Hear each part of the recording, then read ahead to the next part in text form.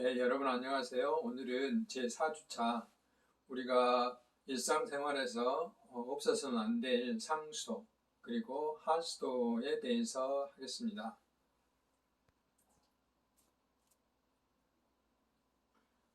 오늘 강의 순서는 상수도 부분에서는 최근에 국내에서 일어난 상수도 수질 문제, 그리고 상수도 원료가 되는 상수원, 수돗물을 만드는 정수장, 그리고 공급하는 수도관과 수도꼭지에 대해서 이야기를 하고요.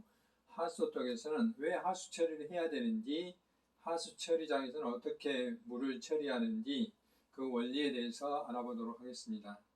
먼저 1차 시에서는 주로 상수도의 수질 문제에 대해서 여러분과 함께 알아보도록 하겠습니다.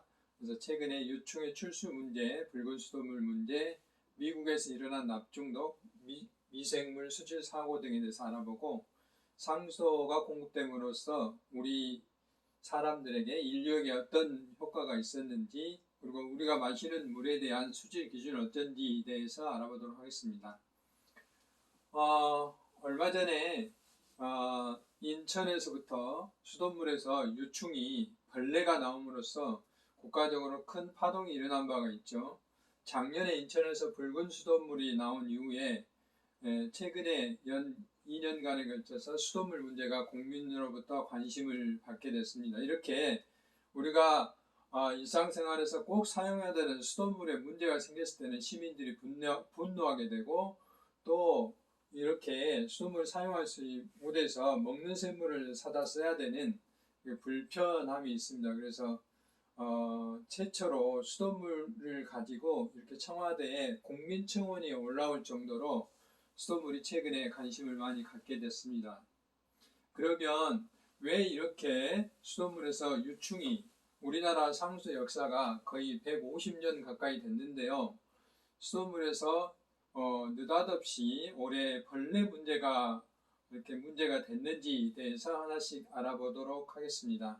앞에서 말씀드렸다시피 수돗물에 수질에 문제가 있다든지 녹물이 나왔다든지 했을 때는 사회적으로 큰 문제가 생깁니다. 이렇게 먹는 샘물을 사다 써야 된다든지, 심지어 음식점에서는 수돗물을 사용하지 않고 이렇게 생수를 사용한다고 이렇게 안내를 할 정도고, 또 필터가 불티나게 팔리는 이런 문제가 발생할 수도 있습니다. 최초로는 인천에 있는 한 아파트에서 이렇게 벌레가 나왔다는 신고가 접함으로부터 이 문제가 발생했는데요. 나중에 뒤쪽에서 이제 수돗물 생산 공장에서 구체적으로 말씀드리겠지만, 일반적으로 수돗물은 이제 그 저수지나 또는 하천에 있는 물들을 가져와서 여기에 약품을 투입해서 물을 깨끗이 걸르는 과정을 거쳐서 수돗물이 만들어집니다. 대부분의 정수장은 여과지에서 바로 소독을 하는 이 정수지로 가는데, 인천의 경우에는 이 앞쪽에 숯가루인 활성탄 여과지라는 게 있어요. 이 활성탄 여과지에 파리류 또는 모기하고 비슷한 깔따구류가 여기에서 유충을 번식해서 유충이 이제 살고 있었던 거죠. 이게 이제 수돗물까지 유출이 된 거죠.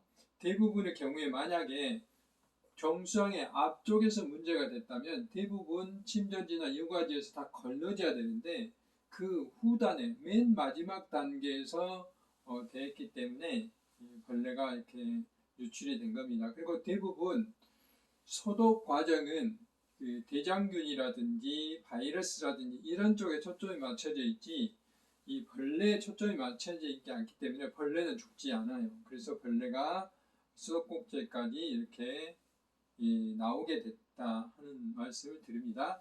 이번에 주로 이제 나온 그 종류들이 두 가지인데, 하나는 나방파리, 뒤에서 깔따구로 하는데, 대개 나방파리는 수도꼭지에서 나왔다기보다는, 나방파리는 대개 그 우리가 그 집에서 싱크대라든지 또는 그 베란다에 배수구가 있잖아요. 이런 화장실 같은데, 이런 배수구에서 이런 그 유충 애벌레들이 삽니다. 이런 애벌레들 나중에 이제 크게 되면 이렇게 파리가 되는데, 우리가 흔히 야외에 있는 공중 화장실 같은데 청소가 잘 안 된 데 가면 이런 그 나방팔이 아주 조그매요. 조그만 건데 한 1, 2mm, 5mm 이하 정도 크기입니다. 이건 확대해놔서 그렇고 이런 것들이 살고 있는데 이런 이제 벌레들이 그 수도과 옆에 있으면 마치 수돗물에서 나온 것처럼 오인할 수가 있어요. 되게 이제 광주 지역에서 나온 그 벌레 신고들은 다 나방팔이였어요. 그러니까 실제로 수돗물에서 나왔기보다는 수돗물 주변에서 이렇게 그 수돗물에 나온 것처럼 오인이 된 거죠. 그래서 이런 것은 이제 설명을 잘 하고 특히 이런 나방파리를 제거하기 위해서는 그 배수구에 주기적으로 뜨거운 물을 붓는다든지 또는 그 락스 같은 것을 부음으로써 유충이 살지 못하게 하는 예방하는 방법들이 있습니다. 그래서 나방파리는 대개 파리류에 속하기 때문에 파리류의 특징이 뭡니까? 나중에 제가 곤충 시간에 또 말씀을 드리겠지만 파리류는 대부분의 곤충은 날개가 두 쌍인데 파리류는 날개가 한 쌍밖에 없어요. 모기도 그렇고 집에 있는 집파리, 깔따구, 나방파리 다 파리들은 날개가 한 쌍밖에 없어요. 나머지 한 쌍은 뒤에 숨겨져 있는데 태화돼서 마치 곤봉처럼 돼서 파리가 잘 날 수 있도록 그 평균을 잡아주는, 균형을 잡아주는 그런 역할만 하거든요. 그래서 파리류의 특징들은 그런 것들입니다. 나방파리도 파리류이기 때문에 그런 것이고 5에서 7mm 정도 되고 나머지는 이제 성충은 화장실에서 많이 관찰된다 하는 것을만 봐도 여러분들 아시겠습니다. 특히 이제 이 배의 말단에 원청 호흡관이 있다 하는 뭔 말이냐면 이렇게 그 꼬리 부분, 꽁지 부분에 이렇게 원추형 모양의 숨을 쉴 수 있는 호흡관들이 있다 이 말이죠. 이런 게 이제 나방파리의 특징이에요. 혹시라도 여러분들 강의를 듣고 이제 인터넷에서 나방파리를 쳐보시면 인천에 그 수질 사고가 많이 나오면서 이런 것들이 보일 수가 있어요. 이건 제가 직접 찍은 사진입니다. 그 다음에 깔따구가 있는데 깔따구 보시면 성충은 거의 모기처럼 생겼죠. 보면 여기도 날개가 한 쌍밖에 없어요. 모기처럼 생겼는데 이건 모기가 아니고 깔따구입니다. 모기처럼 뭐 사람을 사람을 문다고 쏘아서 그 피를 빨아먹는 이런 행위를 하지 않아요. 이 깔따구는 거의 성충은 먹이를 먹지 않습니다. 입이 태화되어 있기 때문에. 그래서 그 모기하고 완전히 다르죠. 근데 그 애벌레 시기에는 이렇게 생겼어요. 이거는 이번에 인천에 나온 수질 사고와는 관계없는 깔따구예요. 이 깔따구는 종류가 굉장히 많습니다. 굉장히 많은데 지금 사진에서 보는 깔따구는 1급수에 사는 깔따구예요. 인천에 나오는 깔따구는 이렇게 붉은 깔따구라고 해서 그 깔따구의 몸색이 채색이 붉은색이에요. 그런 차이가 있습니다. 되게 그 여름철에 그 단독주택 옥에 바깥에 있는 수도가에서 발견되는 이런 알집이 있는데 이렇게 보물펜 그 용수철처럼 생겼죠. 이런 게 이제 하나하나가 다 깔따구 알이에요. 마치 도룡뇽 알처럼 생긴 것을 대폭 축소해놓은 이 크기가 꼭 볼펜 용수철만한 크기예요. 이런 알집에서 이제 알집을 나게 되면 부화가 돼서 수많은 애벌레가 발견되게 되는 거죠. 되게 알집이 많이 신고가 들어옵니다.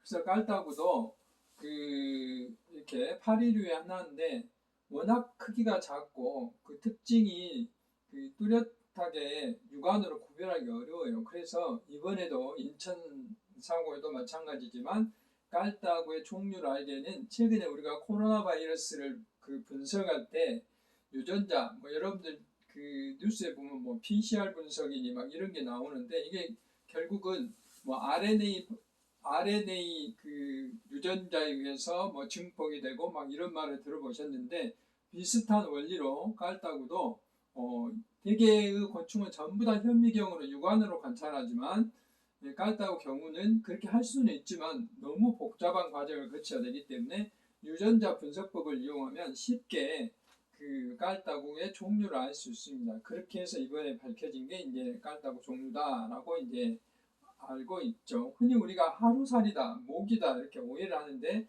하루살이하고 깔따구하고는 완전 사춘간도 아니에요. 굉장히 차이가 멉니다. 사람하고 원숭이 정도도 아니고 사람하고 메뚜기 정도 이렇게 그 관계가 멀어요. 그렇게 완전히 다른 종류입니다.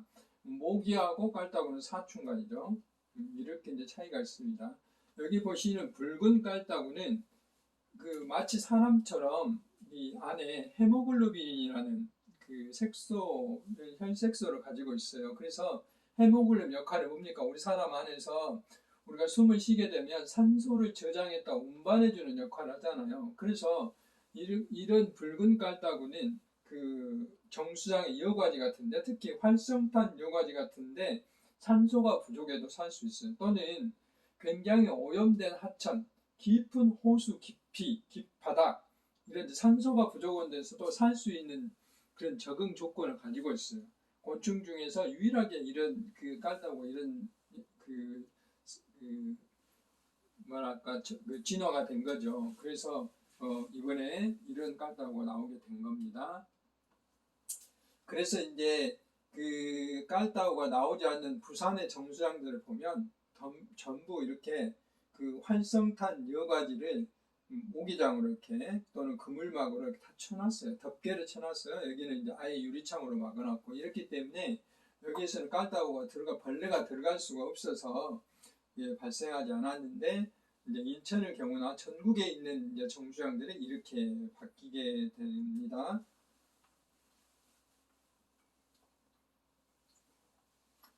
두 번째는 이제 작년에 일어났던 붉은 수돗물인데 이거는 이제 수도관에 있었던 이물질들이 일시적으로 나온 건데요. 이것도 이제 그 아주 부분적으로 우리나라 이것은 자주 있는 사고인데 인천처럼 이렇게 대규모로 일어나는 사고가 발생함으로 인해서 이것도 전국적으로 문제가 됐었죠.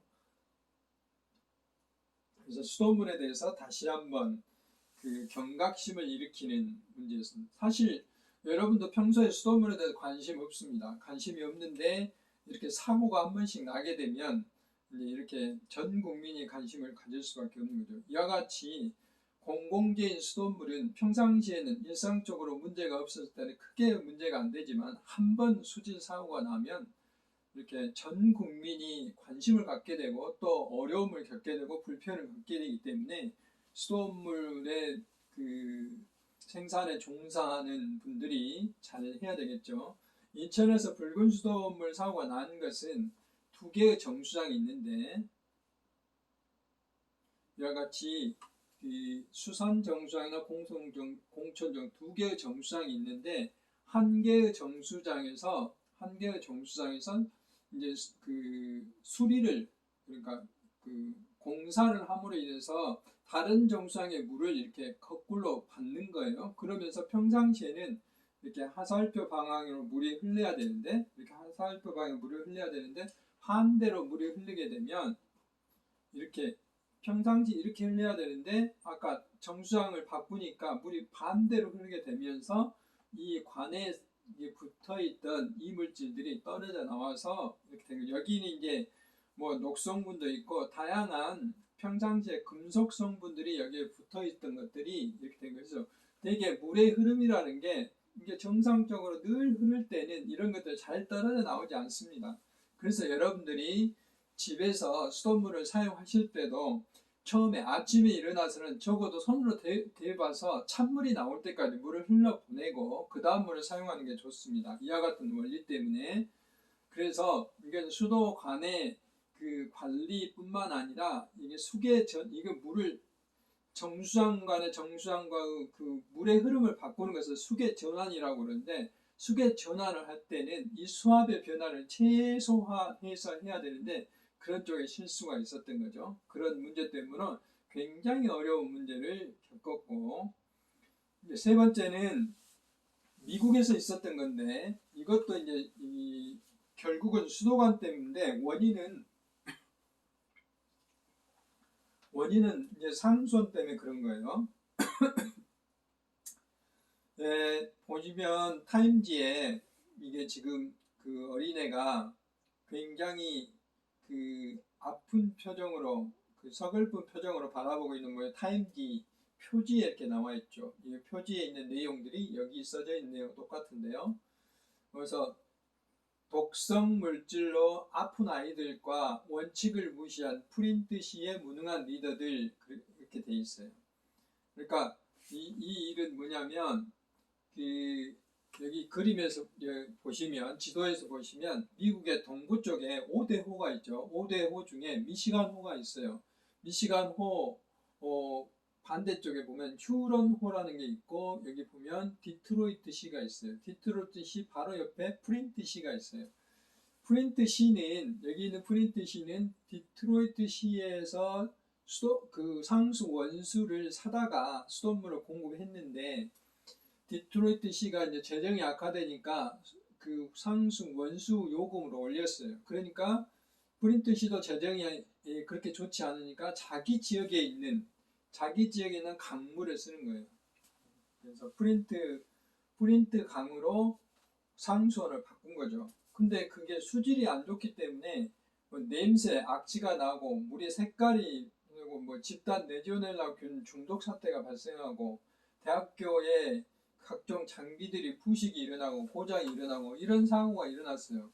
이렇게만 되면 그런 대로 어느 정도 해결이 되는데 더 문제는 이 수돗물이 pH라는 게 있어요. 이게 수소이온 농도라는 건데 수소이온 농도는 대개 1부터 14로 되어 있어요. 1부터 14로 되어 있는데 14가 강알칼리고 1이 강산이에요. 7이 중성인데 대부분의 수돗물뿐만 아니라 우리 사람의 체액 거의 우리 생물이 살고 있는 것은 다 중성인 7이죠.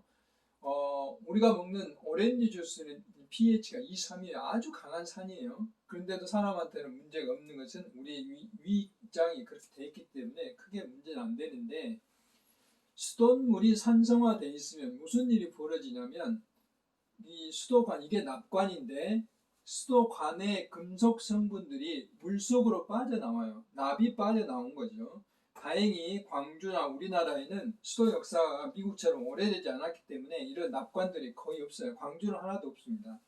없는데 이런 금속들은 그 물이 산성화되어 있으면 이렇게 물속으로 빠져나와요. 그래서 납의 농도를 굉장히 높은 거죠. 그럼으로써 이렇게 납의 기준의 1000배 이상 그러면서 납에 중독된 어린이가 3천여 명, 만에서 2만 명이 그 납 중독으로 추정이 된다 하는 것이죠. 그래서 프린트시가 비상사태를 선포하고 미시건주 전체가 비상사태를 선포할 정도로 문제가 커진 거죠. 이렇게 그 상수도를 관리하는 관리자들이 한순간 판단을 돈만 생각하고 잘못 판단하면 이렇게 대규모 문제가 생기고 사람이 죽게 만들고 병에 걸릴 수도 있다 이 말입니다. 그만큼 수돗물은 중요하다 하는 것을 말씀드립니다. 그러므로 인해서 이렇게 납중독의 문제뿐만 아니라 뭐 그 옆 주변에 있는 펜실바니아주는 필라델피아가 있는 미국의 그 초기에 수도가 있던 주인데 여기에서도 그렇고 미국은 수도 역사가 길기 때문에 납관으로 되어 있는 곳이 여러 군데에서 이런 문제가 발생했던 것입니다.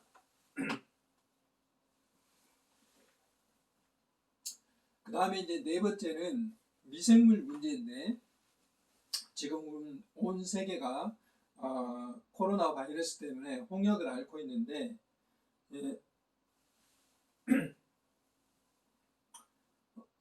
미국에 미러키가 있어요. 미러키도 이제 아까 봤던 휴런호는 오른쪽에 있고 미시건호가 있었죠. 미시건호 이렇게 왼쪽에 미러키라는 도시가 있어요.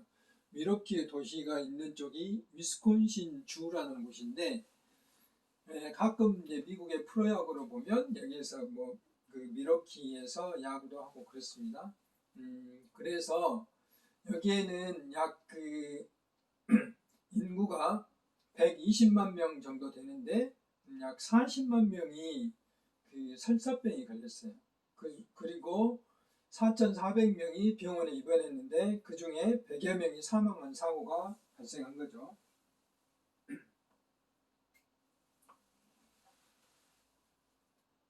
그래서 나중에 이제 원인을 파악해 보니까 이게 크립토스포디움이라는 원생 동물이 이제 문제가 됐던 것이죠. 그래서 이 부분에 대해서 정확하게 여러 가지 이제 원인을 파악해 보니까 대개 그 상수원에 있었던 그 사슴이라든지 이런 야생 동물들이 와서 그 똥이나 오줌을 누므로 인해서 여기에 이제 감염된 그 크립토스포리디움이라는데 이것은 이제 원생동물이라고 하는 거예요.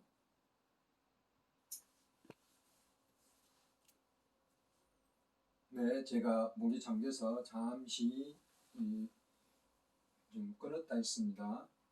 그래서 이 원생동물들은 마치 연못에 살고 있는 집신벌레와 비슷한 것들인데 집신벌레나 아메바나 이들은 병원성이 아닌데 크립토스포리디움이나 지아디아 같은 이런 것들은 이렇게 병을 일으키는 문제였고요. 이것을 이제 쭉 우리가 조사를 해보니까 주로 이제 탁질이 높았을 때 이런 문제가 있었어요. 그래서 그 여기 미로키는 2개 정수장이 있는데 이 린우드라는 정수장에는 감염이 안 되고 하워드라는 정수장에는 감염이 된 이런 사고였어요. 그래서 2개 정수장을 조사해 보니까 이쪽의 상수원에서 앞에서 말씀드렸던 것처럼 이렇게 사슴이라든지 야생동물에 의해서 감염이 된 것으로 이렇게 판명이 됐습니다. 특히 이제 이렇더라도 이게 정수장이 정상적으로 운영되면 잘 됐을 텐데 이 하워드 정수장을 분석을 해보니까 그 약품을 섞는 응집지라는 곳이 이 프로펠러가 있는데 밑에 쪽으로만 이렇게 구멍이 뚫어져 있다 보니까 위에서 제대로 섞이지 않아서 이게 처리가 제대로 안 된 것이죠. 그래서 이것을 지그재그로 한쪽은 위로 가고 한쪽은 밑으로 가고 이렇게 개선을 하면은 훨씬 더 약품하고 오염물질이 잘 이렇게 섞여서 잘 정수 처리가 될 수 있는 이렇게 이제 바꾼 거죠. 그리고 약품을 집어넣는 것도 이런 장치로 마치 우리가 그 자동차에 그 초코밸브처럼 이렇게 바꾼 이런 개선 사례가 있었습니다. 이와 같이 이제 상수도 역사는 이렇게 콜레라라든지 이런 물과 관련된 그 수인성 질환들을 예방하기 위해서 상수도가 생겨났고 그에 따라서 여과라는 게 생기고 그 다음에 소독이라는 과정들이 생겨난 거죠. 그래서 그랬던 것들이고 그런 쭉 과정에 어떤 질병이 발생한다든지 또는 각 분야별로 이렇게 크립토스포리디움 발생하면은 그에 따른 또 다른 처리 방법이 나오고 이것이 이제 상수도의 역사가 되겠습니다. 그래서 그런 여러 번의 이제 그 질병 사고를 겪으면서 적어도 최근에는 이렇게 수돗물로 인해서 수인성 질환이 크게 줄어드는 유생적으로 공헌을 하는 그런 것들을 이제 많은 학자들이 이야기를 하고 있고 20세기에 미국의 그 공학자들이 20세기에 세계 인류 건강에 기여한 공학의 기술로서 상수도가 4번째에 들어가 있습니다. 보면 전자제 그 다음에 그 오토모바일, 비행기, 상수도 이렇게 나와 있고요. 영국에 있는 의학 잡지에 의해서 설문조사에 의하면은 상수도가 1번으로 건강에 개인 위생에 기여를 한 분야다라고 하고 있습니다. 심지어 항생제보다도 더 높은 순위를 차지하고 있죠. 그만큼 우리들의 그 위생생활에 중요한 역할을 상수도가 하고 있다는 것을 알 수 있습니다.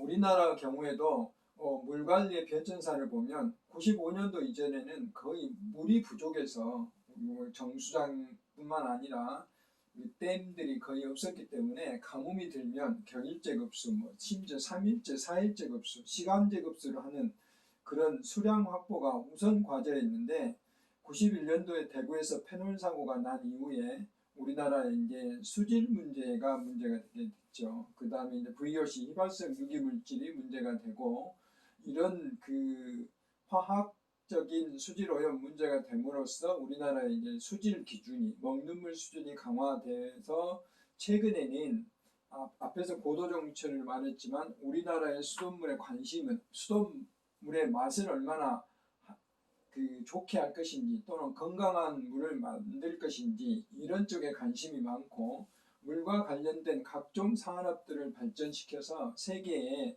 우리나라의 그 물산업 기술을 수출하는 그런 시대가 현재의 시대라고 이야기할 수가 있습니다. 그래서 지금까지의 상수를 종합적으로 많은 학자들이 보면 20세기 인류의 가장 공헌이 높은 과학기술 중에 하나를 상수로 보고, 그 다음에 안전성이 확인된 물이다. 물론 최근에 뭐 유충이라든지 붉은 수돗물이 나오기는 했지만 이건 아주 일부고, 이런 그 역할들, 그럼에도 불구하고 수돗물에 대한 국민들이나 시민들의 불신은 굉장히 높다 하는 것은 앞에서 말씀드렸던 그런 녹물 사고 이런 것들이 문제가 돼서 그렇다라고 이야기를 할 수가 있습니다. 그래서 실제로 국민들이 그 여론을 조사해 보면 불신의 원인이, 이게 이제 빅데이터로 분석해 보면 이렇게 나오잖아요. 인천, 서구, 생수, 이게 이제 바로 붉은 수돗물이 나왔던 것이고요. 그거 관계돼서 뭐 필터가, 정수기가 뭐 어쩐다 이렇게 이야기를 해볼 수 있는 건데, 대부분 그 낡은 수도관 문제를 국민들이 대부분 많이 지적을 하고 있습니다. 그래서 아주 그 최근에는 정부의 정책이 이렇게 수도관 관리를 어떻게 할 것인지 초점이 다 맞춰져 있다라고 이야기를 할 수가 있고요. 그래서 이와 같은 것들을 이제 그 총괄적으로 그 관리하는 것이 수질인데, 수질이라 하면은 주로 물이 이제 얼마나 질적으로 안전하냐 하는 것을 따지는 겁니다. 그래서 그냥 막연하게 따질 수 없기 때문에 그 판단을 이화학적인 부분, 그러니까 물리화학적인 부분이죠. 뭐 물의 온도라든지 또는 물 속에 무슨 화학물질이 얼마나 중금속이 얼마나 들어있는지 이런 것들을 이제 이화학적인 부분이라고, 바이러스라든지 또는 대장균이라든지 이런 것들은 미생물학적인 부분, 그 다음에 물의 색깔이나 물의 흐림, 뭐 이런 거, 물에서 냄새가 난다 이런 것들을 심미적 물질이라고 해요. 그 마음으로 느끼고 눈으로 보고 이런 것까지 다 수질 기준으로 이렇게 정해져 있습니다. 그래서 물의 순수한 특성과 건강에 유한 수준을 구분하여서 판단해야 된다는 것이죠. 그러니까 우리나라의 수질의 그 기준이라는 것은 건강에 얼마나 안전하냐 안전하지 않느냐 하는 것을 가리켜서 말합니다. 그래서 대개 우리 사람이 과거에 이제 70년 산다고 보고 70년 동안 하루에 2리터의 물을 마셨을 때 질병, 암에 걸리지 않을 확률, 그것보다 1000배가 낮게 기준을 정합니다. 그래서 앞에서 말씀드렸던 미생물, 유해한 무기물질, 중금속 같은 거, 유해한 유기물질, 농약 성분이나 앞에서 어떤 소독을 하게 되면 우리가 원하지 않는 물질들이 만들어져요. 그걸 소독 부산물이라고 하는데, 이런 것들, 심미적인 물질, 망간이나 철이나 탁도 이런 것들을 말합니다. 이런 부분 뒤쪽에서 말씀드리도록 하겠습니다. 그래서 우리나라의 수질 기준은 총 58개, 미생물, 무기물, 유기물, 심미적 물질 이렇게 나눌 수 있고, 수돗물이 아닌 그 우물물, 샘물이라든지 우리가 마트에서 사 먹는 샘물, 생수는 51개 항목으로 차이가 있는데, 대개 수돗물은 소독을 하기 때문에 미생물 분야가 적고 소독을 하지 않는 샘물이나 먹는 샘물은 미생물 분야가 많습니다. 반면에 유기물인 수돗물은 많고 다른 제품 유기물이 좀 숫자가 적은 이런 차이가 좀 있습니다. 대개 우리가 이제 수돗물을 사용할 때 그 속에 들은 오염물질의 농도를 따질 때 ppm, ppb, ppt를 따지는데, 이거는 이제 일반적인 용어가 아니에요. 이거는 확률적인 것이기 때문에 우리가 편의상 이렇게 표현을 하지만 정확히 문서에는 밀리그램 퍼 리터, 마이크로그램 퍼 리터, 나노그램 퍼 리터 이렇게 표기를 해야 맞습니다. 이게 이제 국제 표준 규정이기 때문에 우리나라도 전부 다 이렇게 하죠. 옛날에는 우리가 고기를 한 근, 두 근 샀지만 요즘은 100g, 200g, 300g 이렇게 이제 다 팔잖아요. 마찬가지 의미입니다. 그래서 밀리그램 퍼 리터가 바로 100만 분의 1이라는 그 비슷한 뜻이에요. 다만 이거는 정확한 밀리그램을 표시한 거고, 이거는 그 비율을 표시한 거죠. 그래서 길이로 따지면 1kg 중에 1mm, 굉장히 적은 거죠. ppb는 10억 분의 1이기 때문에 이 b가 빌리언이에요. 그래서 서울에서 부산 왕래한 거리 중에 1mm, PPT는 트릴리언 1조분의 1이어서 지구를 24바퀴 돈 거리 중에 1mm예요. 우리 이제 물은 부피이기 때문에 가정용 욕조에 물을 가득 차오고 잉크 한 방울 딱 떨어뜨리면 다시 물인 색깔을 보이죠. 잉크는 하나도 안 보이잖아요. 그 정도 양이 1ml입니다. 20 곱하기 50 곱하기 1m 되는 통 속의 물 한 방울 정도가 ppb 정도 됩니다. 그래서 대부분의 그 물질의 농도는 이게 미리그램 퍼 리터를 사용하는데 중금속이라든지 이런 것들은 굉장히 적은 용도도 문제가 되기 때문에 이것보다 1000분의 1을 곱해서 10억분의 1인 마이크로그램 퍼 리터 단위를 사용하고 여기에다가 또 1000분의 1을 곱하면 트릴리언 1조분의 1인데 냄새 같은 거 이런 것은 나노 단위에서도 사람이 냄새를 느낄 수 있어요. 그래서 ppt라는 단위를 사용합니다. 이렇게 단위를 사용한 이유는 우리가 엑셀 같은 거 요즘은 컴퓨터로 물을 사용하기 때문에 이 셀 하나에 너무 많은 영자가 들어가면 읽기도 힘들고 사용하기도 어렵기 때문에 이렇게 이런 단위를 같이 사용하는 겁니다. 지금까지 제가 1차 시에는 수돗물이 어떤 그 수질 사고가 있었는지 대표적으로 말씀을 드렸고 수질 기준이 어떤 의미를 가지고 있고 이런 말씀을 드렸습니다. 제가 강의 도중에 그 목소리를 좀 크게 했더니 목이 잠겨서 여러분들한테 좀 불편을 드려서 죄송합니다. 이 2차 시에서 뵙도록 하겠습니다.